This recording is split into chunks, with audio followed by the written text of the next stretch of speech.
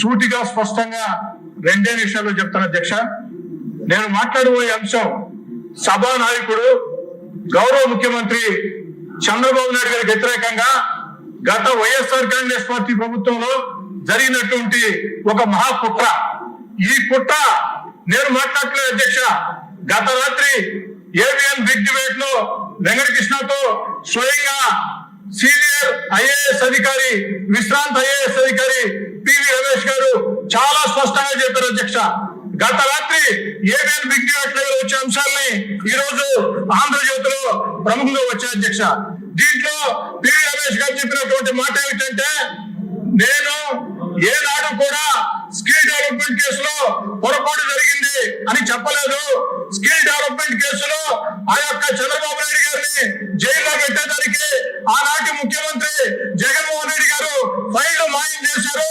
ఎందుకంటే ఏకకాలంలో 3 దగ్గర స్కిల్ డెవలప్మెంట్ లో, సిఐడిలో, సిఎంఓలో అంతా కూడా ఫైళ్లు మాయమని, ఈ మాయం కావాలంటే సీఎం ఆఫీస్ లో ఉండే పెద్దల జోక్యం ఉంటేనే సాధ్యం అవుతుందని చెప్పని వారు స్పష్టంగా చెప్పారు అధ్యక్ష. మరి ఈ రోజు చంద్రబాబు నాయుడు గారి మీద జరిగినటువంటి కుట్ర ఒక వ్యక్తి మీద జరిగిన కుట్ర కాదు అధ్యక్ష. ఒక హై ప్రొఫైల్ వ్యక్తి మీద ఇంత పెద్ద కుట్ర జరిగితే ఇక ప్రజల మీద ఇలాంటి కుట్రలు ప్రభుత్వ ప్రోత్బలంతో జరుగుతాయి. గత వైఎస్ఆర్ కాంగ్రెస్ పార్టీ లాంటి ప్రభుత్వాలు మళ్ళీ భవిష్యత్తులో అవకాశం ఇస్తే ఇలాంటి కుట్రలు జరుగుతాయి. చాలా స్పష్టంగా చెప్పారు అధ్యక్ష. చాలా స్పష్టంగా పివి రమేష్ గారు కొత్తగా ఈ రోజు చెప్పలేదు అధ్యక్ష. గతంలో చంద్రబాబు నాయుడు గారిని అరెస్ట్ చేసినప్పుడు పివి రమేష్ గారు, అయ్యా వైఎస్ఆర్ కాంగ్రెస్ పార్టీ అధికారులు additional advocate general PV Ramesh గారి వాంగ్మూలం ఆధారంగా చంద్రబాబు గారి మీద కేసు రిజిస్టర్ చేశామని చెప్తున్నారు. ఇది అవాస్తవం. స్కిల్ డెవలప్మెంట్ లో ఎలాంటి పొరపాటు జరగలేదు.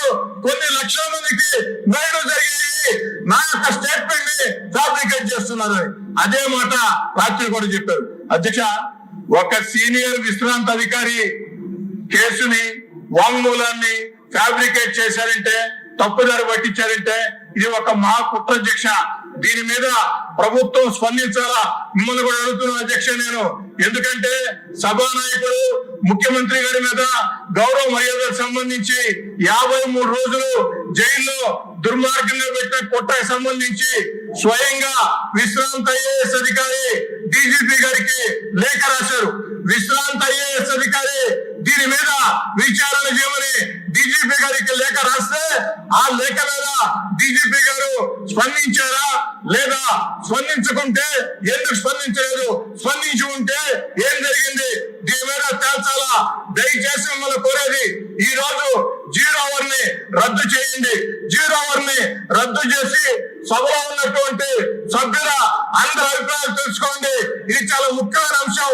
ఒక విశ్రాంత ఐఏఎస్ అధికారి స్వయంగా మీడియా ముందుకు వచ్చి చెప్తున్న మాట వారు కొత్తగా ఇప్పుడు చెప్పే మాటలు కాదు, ఆనాడే చెప్పి ఉన్నారు.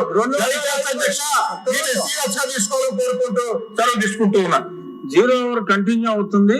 ఇది చాలా ఇంపార్టెంట్ సబ్జెక్ట్ కాబట్టి దాన్ని సెపరేట్ గా డీల్ చేద్దాం. దానికి 0 అవర్ ని క్యాన్సిల్ చేసేసి చేయవలసిన అవసరం